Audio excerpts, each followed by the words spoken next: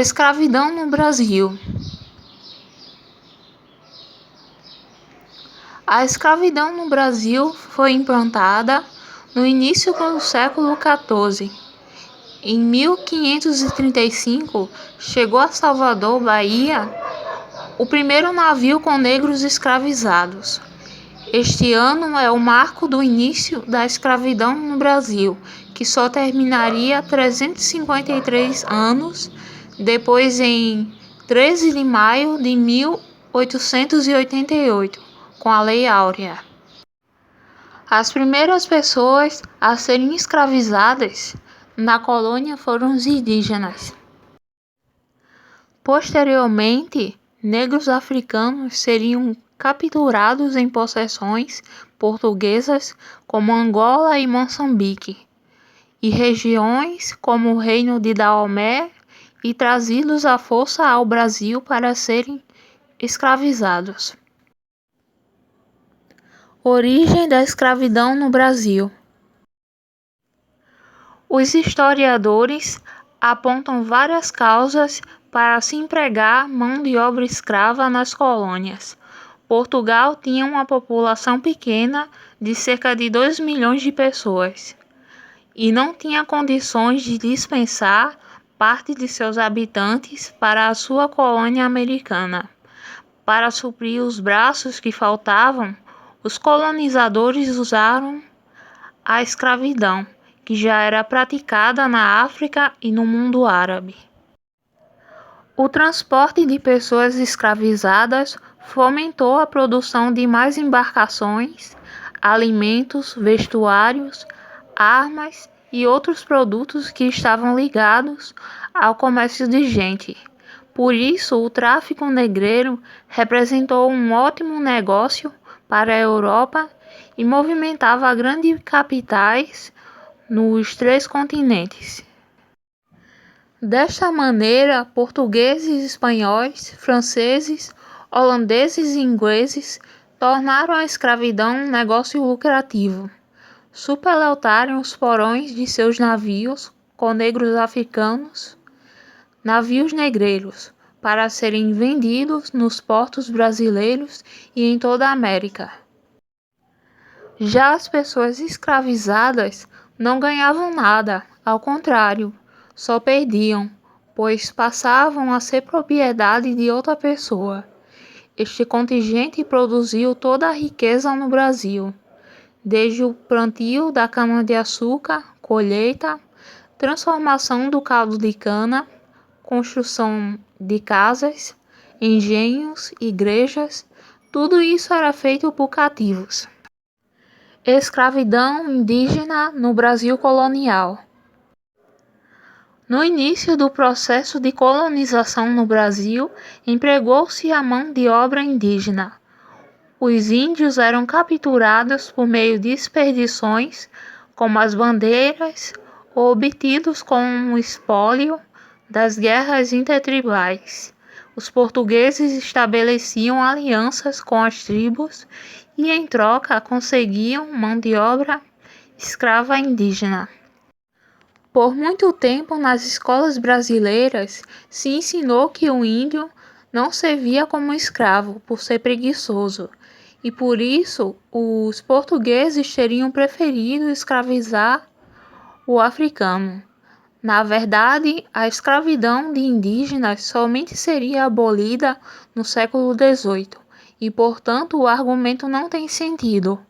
O que aconteceu era que escravizar africanos era muito mais lucrativo que escravizar indígenas, e por essa razão os europeus preferiam investir no tráfico negreiro. Outro impedimento para a escravização do indígena foi a oposição dos religiosos, sobretudo os jesuítas, que protegiam aldeias inteiras em suas reduções. Tipos de escravidão no Brasil. No caso dos portugueses, os negros africanos eram trazidos de suas colônias na África para serem utilizados principalmente na agricultura e na mineração. Desempenhavam também vários serviços domésticos ou urbanos. Nas cidades haviam os chamados escravos de ganho, utilizados em tarefas do ramo comercial ou de serviços. Normalmente eles vendiam produtos manufaturados, quitutes, carregavam água ou auxiliavam na administração de pequenos comércios. As condições de escravidão no Brasil. As condições de escravidão no Brasil eram as piores possíveis, e a vida útil de uma pessoa escravizada adulta não passava de 10 anos. Após sua captura na África, os seres humanos escravizados enfrentavam a perigosa travessia da África para o Brasil, nos porões dos navios negreiros, onde muitos morriam antes de chegar ao destino. Após vendidos, passavam a trabalhar de sol a sol, recebendo uma alimentação de péssima qualidade, vestindo trapos e habitando as senzalas. Normalmente, tratava-se de locais escuros, úmidos e com pouca higiene, adaptado apenas para evitar fugas. Errar não era permitido e poderia ser punível com castigos dolorosos. Eram proibidos de professar sua fé ou de realizar suas festas e rituais, tendo que fazer isso às escondidas. Afinal, a maioria das pessoas escravizadas vinham da África, já batizadas, e era suposto que abraçassem a religião católica. Daí surge o sincretismo que verificamos no candomblé praticado no Brasil.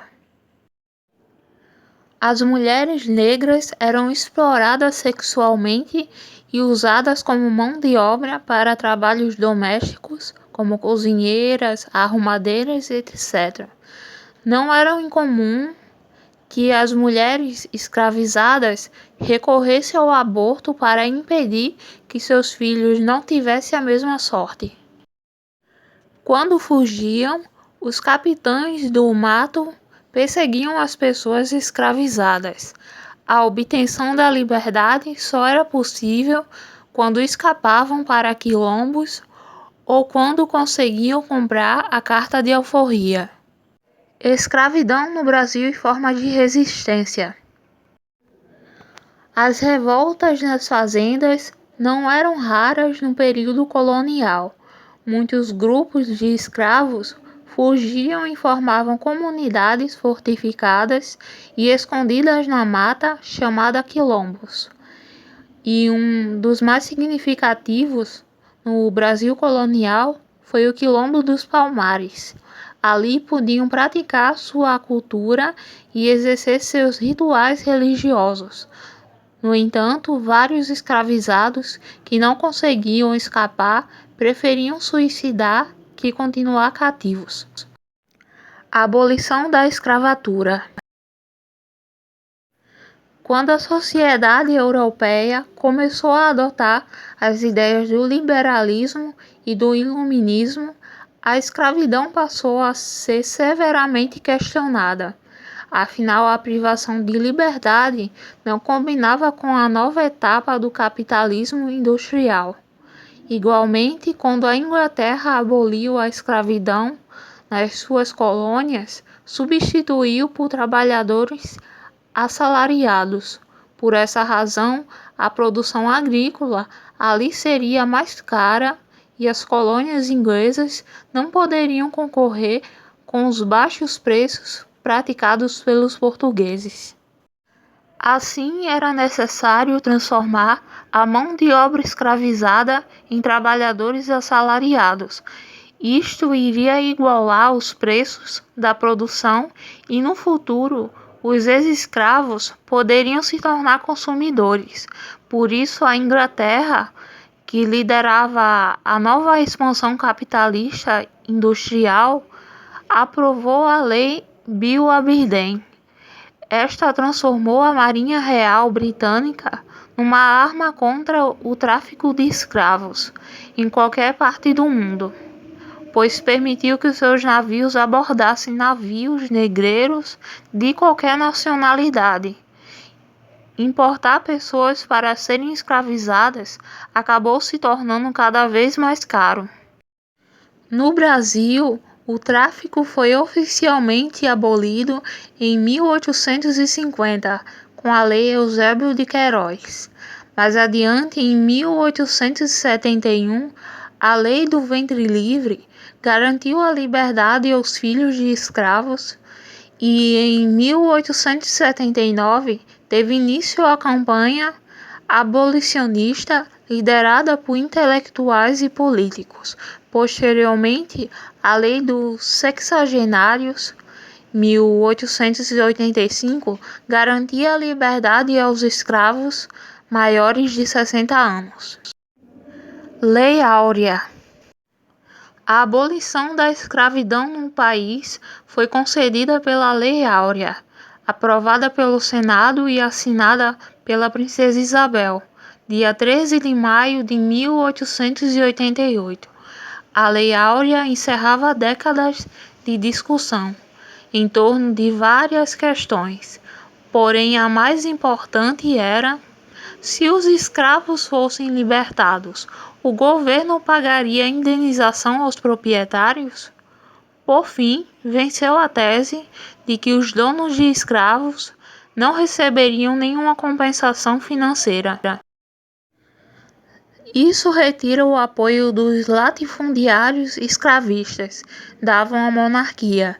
Quando surge o golpe republicano, os grandes proprietários de terra sustentam o novo regime.